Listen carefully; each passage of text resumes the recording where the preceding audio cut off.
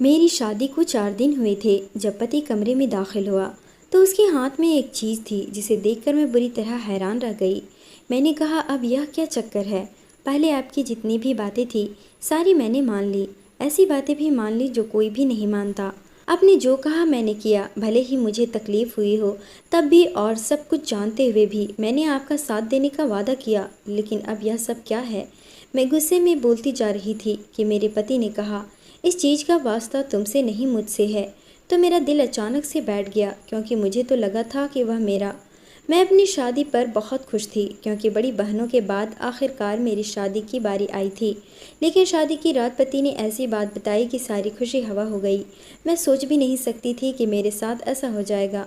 मेरा पति अजीब तरीके का इंसान था। शादी में भी सब लोग उसी के बारे में बातें कर रहे थे। यह 2 बहनों की शादी थी। मेरी दूसरी बहन का पति बहुत ही खुश और मजबूत असाब का मालिक लग रहा था, जबकि मेरा पति ऐसे बैठा था कि जैसे उसकी शादी ज़बरदस्ती करवाई जा रही हो, जबकि ऐसा कुछ भी नहीं था। मैं अपनी बहन से ज़्यादा खूबसूरत थी और वह इतना ज़्यादा खूबसूरत नहीं था। दूसरी तरफ मेरी बहन बिल्कुल भी खूबसूरत नहीं थी और उसका पति तो जैसे हीरो था। सब मेरे पति को कह रहे थे कि तुम्हारी तो लॉटरी लग गई है, इतनी खूबसूरत औरत के मर्द बन गए हो। फिर भी कोशिश के बावजूद भी उसके चेहरे पर खुशी नहीं आ रही थी। यह शादी बिल्कुल भी ज़बरदस्ती नहीं करवाई जा रही थी, बल्कि मेरे पति की मर्ज़ी शामिल थी। पता नहीं मेरे पति को क्या परेशानी था, वह परेशान था, जाने क्या बात थी। लेकिन मैंने कभी भी नहीं सोचा था कि मेरा हमसफ़र ऐसा होगा। लेकिन उसने सबके सामने मेरी बेइज्जती करवा दी। मैं दुल्हन बनी उसका इंतज़ार कर रही थी, लेकिन पहले से ही बहुत मूड ख़राब था। मैंने सोच लिया था कि अपने पति के साथ अच्छे तरीके से पेश नहीं आऊँगी। बताऊंगी उसे कि उसने मेरे रिश्तेदारों और घर वालों के सामने कितनी बेइज्जती करवाई है। मेरी बहन के साथ मेरी शादी हो रही थी। वह बहन मेरी बहुत बड़ी रकीब थी। वह हर मामले में मुझसे मुकाबला लगाने की कोशिश करती थी, लेकिन कभी भी मुझसे जीत नहीं पाती थी, चाहे ज़्यादा नंबर लेने की बात हो या चाहे खूबसूरती में। लेकिन आखिरकार उस बात में जीत गई कि उसका पति मेरे पति से ज़्यादा पुरइत्मीनान और एक अच्छा इंसान लग रहा था। वह उसका ख्याल कर रहा था, उसे अपने हाथ से खाना खिला रहा था, उसका हाथ पकड़ा, लहंगा उठाने में मदद की, और इस तरह की हज़ार छोटी छोटी और प्यारी प्यारी बातें थी जो वह दोनों कर रहे थे। और हम ऐसे बैठे थे जैसे पति पत्नी नहीं दुश्मन हैं और किसी ने ज़बरदस्ती शादी करवाई है। ऐसे में अब मेरा दिल ना जलता तो और क्या होता। हर लड़की की तरह मेरे भी कुछ सपने थे, कुछ अरमान थे जो अब कभी पूरे नहीं होते। जबकि मेरे पति ने तो किसी को आंख उठाकर भी नहीं देखा था। सारी शादी में सर झुकाकर बैठा रहा और सब मुझ पर हंसते रहे। जब वह कमरे में दाखिल हुआ तो उसके चेहरे से लग रहा था कि शायद वह रो कर आया है। लेकिन रोने का मकसद क्या था? शादियों पर तो दुल्हन रोती है, दूल्हा क्यों रोएगा? उसे तो अच्छी भली लड़की मिलती है जो उसके लिए अपना सब कुछ छोड़कर आई होती है। मेरे सामने आकर बैठ गया और उसने पहले कि मैं कुछ बोलूं, उसकी आंखों से आंसू जारी हो गए। यह देखकर मैं थोड़ी परेशान भी हो गई कि जाने क्या परेशानी है, कहीं कोई हादसा तो नहीं हुआ। इतने सारे लोग आए हुए हैं, कुछ भी हो सकता है। मेरे पति ने कहा कि ऐसा कुछ नहीं है, सब कुछ ठीक है, सारे लोग ठीक हैं। मैंने कहा, तो फिर आप क्यों रो रहे हैं?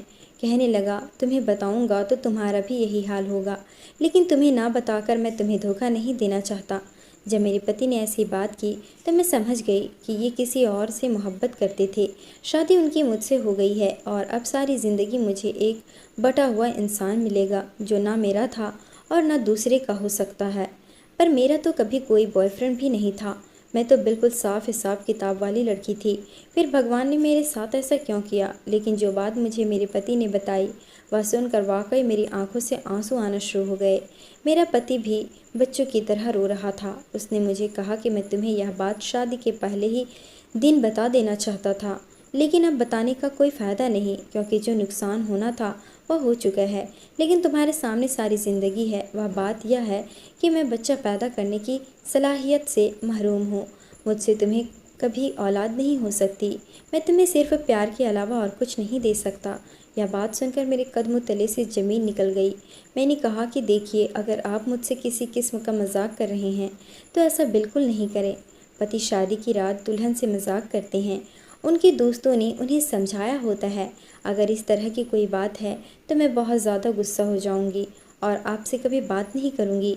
मेरा पति इस बात पर भी तंजिया हंसा और कहने लगा कि काश यह मजाक होता। यही सच है। मुझे अचानक से गुस्सा आ गया। मैंने कहा कि अगर ऐसी बात थी तो फिर मुझसे शादी क्यों की? यह बात आपको मेरे घर वालों को बतानी चाहिए थी। मेरी आपसे मोहब्बत की शादी नहीं थी जो मैं इतनी बड़ी बात बर्दाश्त कर जाऊंगी। शादी इंसान करता है किस लिए? औलाद पैदा करने के लिए करता है। मर्द तो औरत का कभी भी नहीं बनता। वह उसे कभी भी सबसे ज़्यादा मोहब्बत नहीं करता। उसके दिल में हमेशा उसके माँ बाप सबसे ऊपर रहते हैं। ऐसे में औलाद होती है जो औरत को खुशी देती है, और आप मुझे औलाद नहीं दे सकते थे, तो यह बात आपको बतानी चाहिए थी। कोई भी बहाना करते या कह देते कि मैं आपको पसंद नहीं हूँ। जब मैंने यह कहा तो मेरे पति का कहना था कि तुम मुझे बहुत पसंद हो, मैं तुमसे बहुत मोहब्बत करता हूँ। और सच कहूँ तो मैं खुद मजबूर हो गया था। मेरे माँ बाप भी मेरे पीछे पड़े थे। उनको देने के लिए कोई जवाब नहीं मिला था। मेरे दिल में जो बात आई मैंने कह दी। लेकिन मेरे पति ने मुझसे मोहब्बत का इजहार किया और कहा कि बहुत मोहब्बत करता हूँ तुमसे, तुम्हारे लिए जान दे सकता हूँ, या मेरे बस में नहीं है। अगर होता तो मैं कुछ भी करके इसको ठीक कर लेता।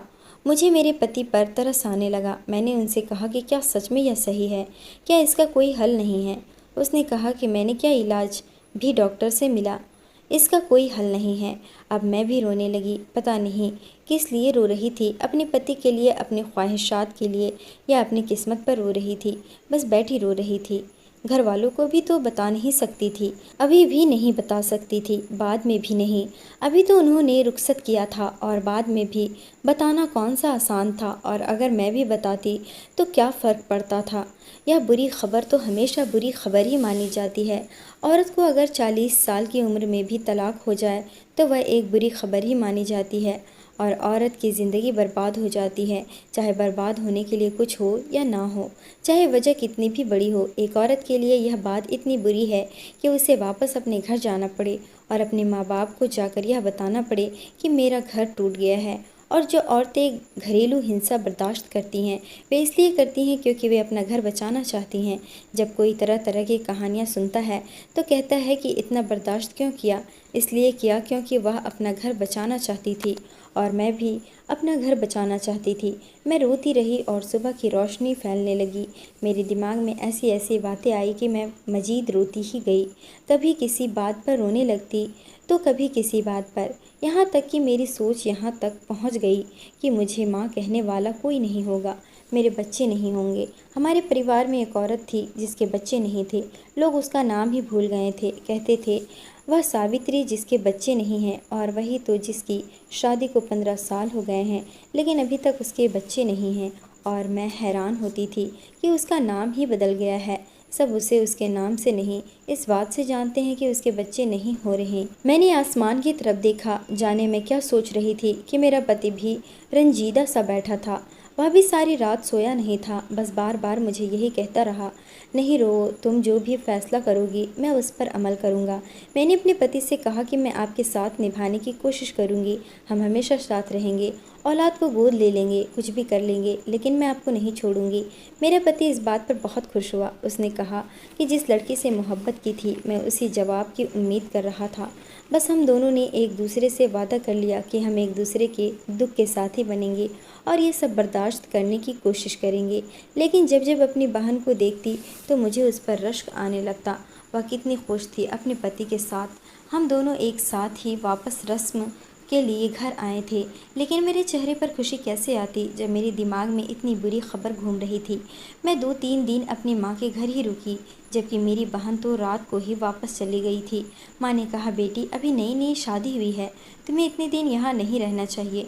तो मैंने कहा कि मेरा ससुराल दूर है, बार बार नहीं आना होगा। मेरी बहन का ससुराल तो दूसरी गली में है, ये तो रोज़ आ सकती है ना। मेरी माँ ने कहा, यह बात भी ठीक है। मैं वापस अपने घर आई तो पति ने मुस्कुराकर इस्तकबाल किया और कहा कि अब जाना नहीं, तुम्हारी बहुत याद आ रही थी। खैर अभी मेरा मूड ख़राब था, मुझे समझ नहीं आ रहा था कि मैं किस पर गुस्सा करूं। मेरी शादी को 4 दिन हुए थे कि पति कमरे में दाखिल हुआ तो उसके हाथ में एक चीज़ थी जिसे देखकर मेरी बुरी तरह हैरान रह गई। मैंने कहा कि अब ये क्या चक्कर है? पहले आपकी जितनी भी बातें थी सारी मैंने मान ली, साथ देने का वादा किया, लेकिन अब ये सब क्या है? मैं गुस्से में बोलती जा रही थी कि मेरे पति ने कहा कि इस चीज़ का ताल्लुक तुमसे नहीं मुझसे है। तो मेरा दिल अचानक से बैठ गया। मैंने कहा कि आप ऐसा क्यों करेंगे, क्यों खुद को तकलीफ़ देंगे? मेरे पति के हाथ में एक रस्सी थी। मैं हैरान थी कि उसने इस रस्सी का क्या करना है। पर उसने बताया कि मैं रोज़ रात को खुद को बांध कर सोता हूँ। मैंने कहा कि यह आप क्या कह रहे हैं? उसने कहा हाँ ऐसा ही है, मैं खुद को बांध कर सोता हूँ। अगर किसी दिन मैं तुमसे कहूँ कि मेरी रस्सी खोल दो तो मत खोलना, खुद से भी कभी नहीं खोलना, और अगर मैं खुद भी कहूँ तब भी नहीं। मैं प्यार से कहूँ, गुस्से से कहूँ, हुक्म देकर कहूँ, तुम रस्सी को मत खोलना, और यह बात हमेशा याद रखना। मैंने कहा कि किस किस्म की बातें कर रहे हैं, इसका क्या मतलब है? उसने कहा कि यह नहीं बता सकता हूँ। मेरे पति ने अपने आप को रस्सी से अच्छी तरह बांधा, अपने टांगे और बाजू भी। मुझे कहा कि वह मुझ पर चादर करवा दो और सो गया। मैं कुछ देर अपने पति को ही देखती रही और यह सोचती रही कि मैं किस किस्म के इंसान से शादी कर बैठी हूँ। मैं कैसे इस रिश्ते को निभाऊंगी? यह सब मेरे लिए बहुत मुश्किल होता जा रहा था। एक तो मेरे पति की इतनी बड़ी बात जो मुझे पहले ही रात बता दी गई, और दूसरी बात यह कि रात को वह अपने आप को बांध कर सोता था। इस सब के पीछे क्या राज था, यह मेरी समझ से बाहर था। क्या यह कोई टोटका कर रहा था, या फिर यह बहुत ज़्यादा कमज़ोर था और उसके जिस्म में दर्द होता था, इसलिए यह अपने आप को बांध कर सोता था? मुझे याद है कि मेरी दादी की टांगों में जब रात को दर्द होता था तो वह अपनी टांगें अपने ही दुपट्टे से बांध कर सोती थी। लेकिन मुझे नहीं लगता था कि ऐसी कोई बात होगी, क्योंकि मेरा पति भी मेरी तरह जवान था। अभी उसकी उम्र ही क्या थी। शक्ल सूरत का वह ज़्यादा अच्छा नहीं था, लेकिन बदन से बहुत अच्छा था। बिल्कुल एक जवान मर्द था, लंबे कद का, हाथ पांव उसके मजबूत थे। मेरे पति ने मुझे कहा था कि अगर वह मुझे खुद भी कहे कि मैं इसकी रस्सी खोल दूं तो मैं कभी भी रस्सी नहीं खोलूं। मुझे मेरे पति से डर लगने लगा था। मेरा पति क्यों अपने आप को बांध कर सोता था? मुझे लगा कि यह भी मुझ पर रौब डालने का कोई तरीका है। या तो मजाक कर रहा है या फिर इसका मूड ख़राब है और यह ऐसा बार बार नहीं करेगा। लेकिन वह तो रोज़ रात को ऐसा करता था। सिर्फ इतना ही नहीं, मुझे यह भी कहता था कि तुम रात को सोने के कपड़े यानी कि नाइटी पहनकर मत सोया करो, तुम मेरे कपड़े पहनकर सोया करो। मैंने कहा कि आपके कपड़ों में तो मैं बहुत बुरी लगूंगी, ऐसे लगेगा कि पता नहीं मैं औरत नहीं कुछ और लग रही हूँ। उसने कहा कि मैं चाहता हूँ कि तुम रात के वक्त बिल्कुल भी खूबसूरत ना लगो, वैसे भी तुमने सोना ही तो होता है। मैंने कहा कि बार बार यह बात क्यों करते हैं? तो उसने कहा कि तुमने सोना ही होता है, मुझे पता है, और मैं आपके कपड़े नहीं पहनूंगी। मैंने अपने लिए बहुत ही नर्म कपड़े की अच्छी सी नाइटी बनवाई है, और यह नाइटी कोई ऐसी वैसी नहीं, बिल्कुल ठीक है। क्या मुझे सोते हुए भी अपनी मर्जी करने की इजाज़त नहीं है? अब तो यह उसकी रूटीन बन गई, वह रोज़ उसी तरह सोने लगा। लेकिन मैंने यह भी नोट किया था कि सारी रात सोता भी नहीं बल्कि जागता ही रहता था। हमारी शादी को 10 दिन हो गए थे। उधर मेरी माँ मुझे मेरी बहन की खबरें सुनाती जो बहुत खुश थी और अपने पति के साथ हनीमून पर गई हुई थी। इधर मैं थी जिसे अभी तक यह समझ ही नहीं आ रहा था कि पता नहीं मेरे साथ क्या होने वाला है। घर में और लोग भी थे। घर वालों के सामने मेरा पति बिल्कुल नॉर्मल होता था, मुझसे मजाक करता था, बिल्कुल ऐसे जैसे हम बहुत खुश हैं, जैसे कोई नया शादीशुदा जोड़ा होता है।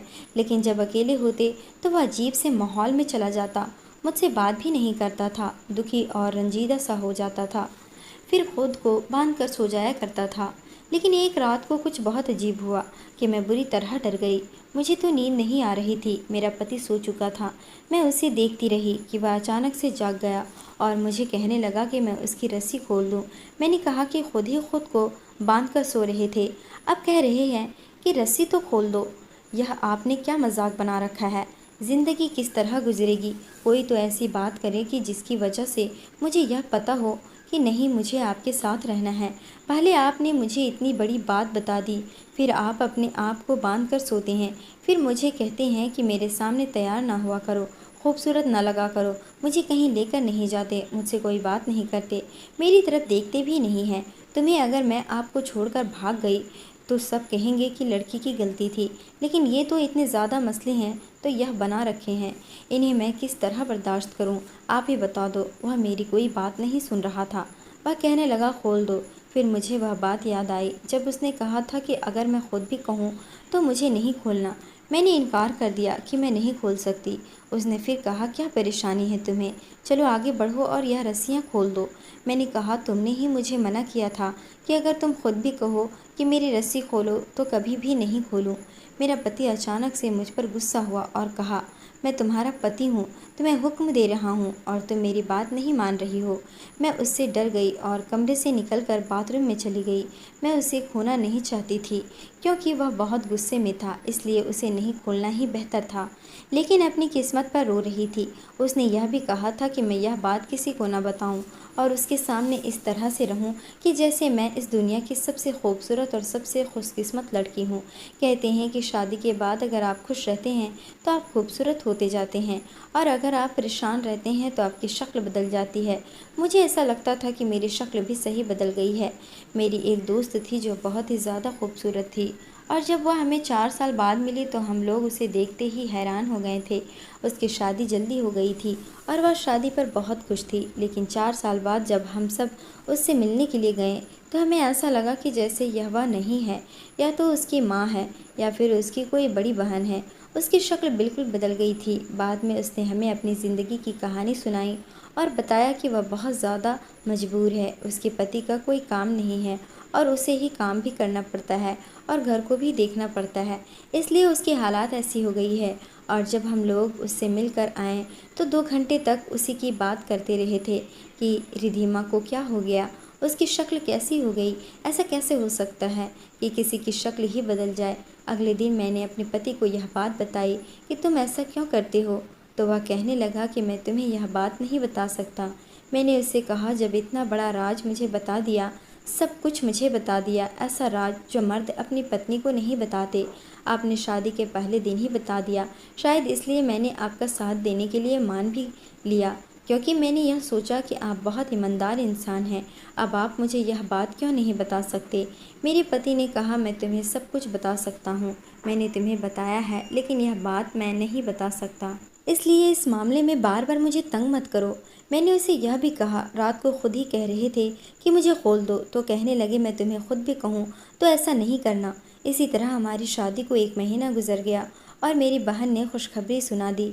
यह खबर मेरे ससुराल में भी पहुंच गई, क्योंकि मेरी बहन का पति भी मेरे ससुराल वालों का दूर पार के रिश्तेदार ही लगता था। मेरी सास ने मुझे ताने देने शुरू कर दिए कि बड़ी तुम हो और खुशखबरी बहन ने सुना दी है। यह बात सुनकर मुझे बहुत बुरा लगा। मुझे ज़्यादा बुरा नहीं लगता अगर मेरे घर भी खुशखबरी होती या फिर मेरे घर खुशखबरी ना भी होती, लेकिन मुझे यह पता होता कि मेरा पति ठीक ठाक है और एक दिन मुझे भी ऐसी खुशी मिल जाएगी तो शायद मुझे बुरा ना लगता। लेकिन मुझे पता था कि मेरे साथ तो यह सब कुछ कभी होना ही नहीं है, और अब मेरी बहन के साथ यह सब हो रहा था। मैं तो भगवान के सामने बैठकर रोने भी लगी और उससे सवाल करने लगी, हे भगवान, क्या मैंने कोई ऐसा गुनाह किया है जिसकी तू मुझे सज़ा दे रहा है? क्या मैंने अपनी बहन का दिल दुखाया था जो उसके साथ अब सब कुछ अच्छा हो रहा है और मेरे साथ इतना बुरा हो रहा है कि इससे ज़्यादा बुरा किसी के साथ हो ही नहीं सकता। मेरी बहन भी जब मुझसे मिलने के लिए आई तो उसने मुझे बहुत बातें सुनाई। उसका कहना था कि तुम्हारा तो ऐसा हाल हो गया है कि जैसे तुम्हारी शादी को 10 साल गुजर चुके हैं, जबकि 1 महीना ही गुजरा है। इतनी टेंशन किस बात की है? तुम्हें देखकर तो कोई बच्चा भी बता सकता है कि तुम बिल्कुल भी खुश नहीं हो। अगर ऐसी कोई बात है तो माँ पापा को बता दो। मैंने सारी ज़िंदगी तुमसे मुकाबला ज़रूर लगाया होगा, लेकिन तुम मेरी बहन हो और मैं चाहती हूँ कि तुम भी खुश रहो। मैं अपनी बहन से अपनायत में आई और उसे सब कुछ बताने लगी, लेकिन फिर सोचा कि यह कोई भी अपनी बहन को भी और उनसे हमदर्दी हासिल करूं और वे सब लोग मुझसे कहे, हाँ तुम्हारे साथ बहुत बुरा हुआ है, तो मुझे थोड़ा सुकून मिल जाए।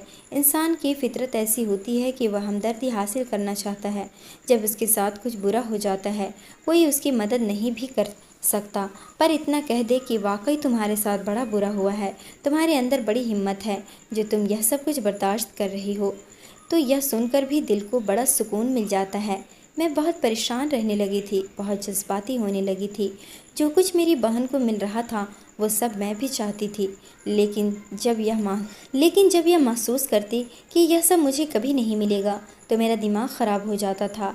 एक रात फिर से नींद मेरी आंखों से गायब थी और मेरा पति सो रहा था कि अचानक से जाग उठा और छोटे बच्चों की तरह रोने लगा, मुझे खोल दो, मुझे खोल दो।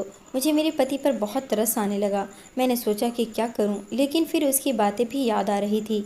लेकिन आज मेरे दिमाग में जाने क्या आया और सोचा कि रस्सी खोल देती हूँ, पता तो चले कि ऐसा भी क्या करता है। मैंने अपने पति की रस्सी खोल दी और मेरे पति ने पहले मुझे हैरानी से देखा, फिर थोड़ी देर बाद मुझे घूरने लगे और मेरी तारीफ़ करने लगे। उन्होंने कहा कि तुम बहुत खूबसूरत हो। यह पहली दफ़ा था जब उन्होंने मेरी तारीफ़ की थी। मैंने कहा कि अच्छा, मैं खूबसूरत हूँ? तो कहने लगे कि हाँ, बहुत ज़्यादा खूबसूरत हो।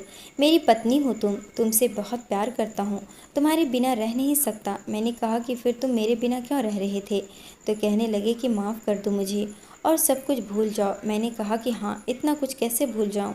आपने तो हमारी शादी की रात भी ख़राब कर दी। उन्होंने कहा कि शादी की रात क्या होती है?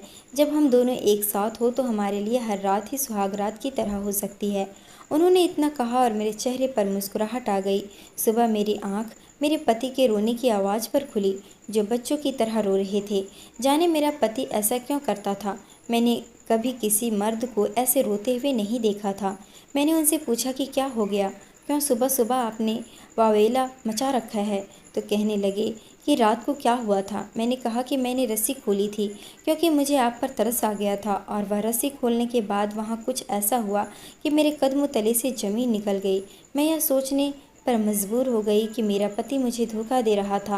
वह मुझसे झूठ बोल रहा था। मेरे साथ ऐसा क्यों कर रहा था यह मैं नहीं जानती, लेकिन उसने मेरे साथ गलत बयान की थी। उसने ऐसी गलत बयान की थी जो कोई पति अपनी पत्नी के साथ पहली रात को नहीं करेगा। यहाँ तक कि अगर वह सचमुच भी किसी मसले का शिकार हो तो भी वह कभी भी यह बात अपनी ज़ुबान से तस्लीम नहीं करेगा। मर्दों में आना बहुत ज़्यादा होती है, मर्द ऐसा नहीं करते। लेकिन मेरे पति ने जानबूझकर खुद को गलत साबित किया था। उसने जानबूझकर यह कहा था कि वह नामर्द है, जबकि ऐसा कुछ भी नहीं था। रस्सी खोलने के बाद मुझे यह पता चला कि मेरी सारी ज़िंदगी की खुशियाँ भी इस रस्सी के साथ ही बंधी हुई थी। जैसे ही मैंने रस्सी खोली सब कुछ ठीक हो गया। कल की रात हम लोगों ने वैसे ही गुजारी जैसे दुनिया की सारी शादीशुदा लोग गुजारते हैं, और आपने यह रस्सी का पता नहीं क्या तमाशा बनाया हुआ था। अब इसे छोड़ दें, क्योंकि रस्सी खोलने से कुछ भी नहीं हुआ, बल्कि सब कुछ ठीक हो गया। मेरे पति का कहना था कि तुमने कुछ ठीक नहीं किया, बल्कि ठीक तो मैं करने जा रहा था। तुमने तो मुझे कहीं का नहीं छोड़ा, सब कुछ बर्बाद कर दिया। अब कभी भी कुछ भी ठीक नहीं होगा।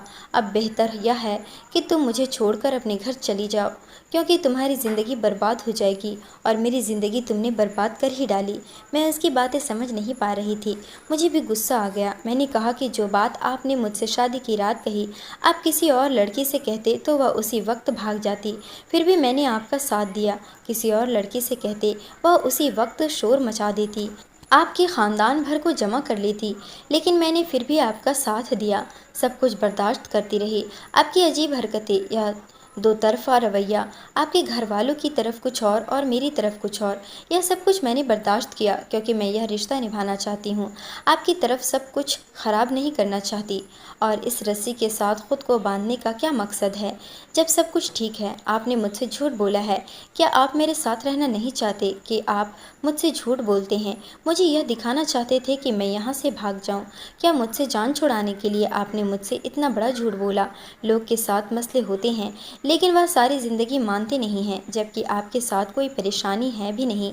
आप ऐसे कैसे कर सकते हैं? यह सब आपके मन का भ्रम है, जो आपके किसी दुश्मन ने आपके दिमाग में डाला है। और यकीन करें कि वह अपनी दुश्मनी निभाने में कामयाब हो गया है, क्योंकि इसकी वजह से हमारी दोनों की ज़िंदगी बर्बाद हो रही है। आपने जो मुझे शादी की रात कही, अगर मैं नहीं होती, मेरी जगह कोई और होती, भगवान कसम वह उसी समय उठकर भाग जाती और उसकी ज़िंदगी भी बर्बाद हो जाती। यह तो मैं हूँ जो रुक गई, और अच्छा हुआ तो मैं रुक गई। मुझे पता चल गया कि आपके सब कोई भी परेशानी नहीं है। अगर कोई परेशानी है तो वह सिर्फ़ और सिर्फ आपका भ्रम है, जो कि आपने खुद ख़त्म करना है, वरना भ्रम का कोई इलाज नहीं होता। अपने साथ मेरी ज़िंदगी क्यों बर्बाद कर रहे हैं? मुझे भी मानसिक रोगी बना देंगे आप। मेरे पति ने कहा कि आप मेरी बात को गौर से सुनो। मैं कभी भी बाप नहीं बन सकता, यह बात सच है। मुझे डॉक्टर ने यह बात कही थी, लेकिन मैं पीर बाबा के पास गया था और उसने मुझे एक अमल बताया था। वह नकली पीर बाबा नहीं था। उसने मुझे कहा था कि अगर मैं अपने नफ्स को कंट्रोल करूं, यह मेरा इम्तिहान होगा और मेरे साथ सब कुछ ठीक हो जाएगा। मैं खुद को इसीलिए बांध कर सोता था, लेकिन तुमने मुझे खोल दिया और मेरा सारा अमल, मेरी सारी रियाजत तुमने ख़राब करवा दी। अब कभी भी कुछ भी नहीं होगा। मैंने अपने पति का हाथ पकड़कर बिठाया। मैं समझती थी कि औरतों के साथ इस तरह का कोई परेशानी हो तो वह बहुत परेशान हो जाती हैं, यहाँ तक कि आत्महत्या भी कर लेती हैं। ऐसी ही यह परेशानी अगर मर्द के साथ हो तो ज़्यादा परेशान हो जाता है। मेरे पति को कोई परेशानी नहीं है और मैंने उनको कहा कि ऐसा कुछ नहीं है, आप यह सब कुछ छोड़ दें, इस चीज़ के बारे में सोचा ही ना करें कि ऐसा कुछ है भी या नहीं। और मैं आपको यकीन दिलाती हूँ कि सब कुछ ठीक हो जाएगा। बस आप नॉर्मल लोगों की तरह मेरे साथ रहें, जैसा सब लोग रहते हैं। ऐसा मत सोचे क्या हम बच्चे पैदा नहीं कर सकते तो कौन सा अजाब आ जाएगा। अगर ऐसा हो भी गया तो कितने लोग हैं इस दुनिया में जिनके बच्चे नहीं हैं, तो क्या वो मर जाते हैं? समाज तो उन लोगों को भी नहीं छोड़ता जो बिल्कुल ठीक ठाक होते हैं, कोई ना कोई बात निकाल ही लेता है जलील करने की। बस मेरी बात मान ले, मैं आपकी हमसफ़र हूँ, बस मेरी बात सुने, सब कुछ ठीक हो जाएगा। मैंने अपने पति को समझाया, उनको यह बात समझाने में बहुत मुश्किल पेश आई, लेकिन किसी तरह अपनी बात समझा ली। अब हम सब चुपचाप अपनी ज़िंदगी गुजारने लगे, ना किसी से ज़्यादा बात करते, ना इस मौजू पर एक दूसरे से भी बात करते थे। 1 साल गुजर गया, लोगों ने बातें भी की, हमें तंग भी किया, हमारे अपनों ने ही हमारे खिलाफ जाने में देर नहीं की, यहाँ तक भी कहा कि मैं ही बांझ हूँ। हम लोग चुपचाप सबकी बातें सुनते रहें, जब तक के घूंट पीते रहें, किसी को जवाब न दिया, बस भगवान से प्रार्थना करते रहें।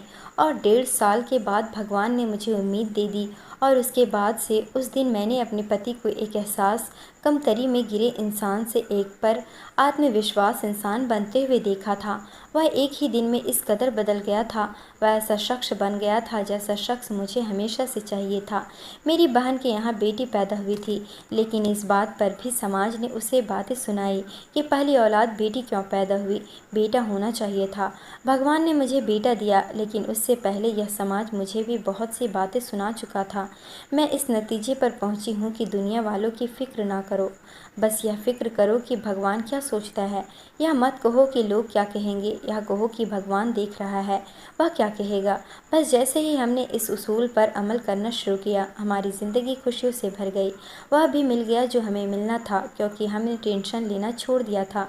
और मेरा पति मजबूत इंसान है, मेरा मुहाफ़िज़ है, मुझे इसमें कोई कमी नज़र नहीं आती, इसमें कोई कमी थी भी नहीं, बस डरा हुआ था। कभी कभी मर्द भी डर जाते हैं और हमारे समाज में मर्दों के मसाइल पर बिल्कुल भी बात नहीं की जाती।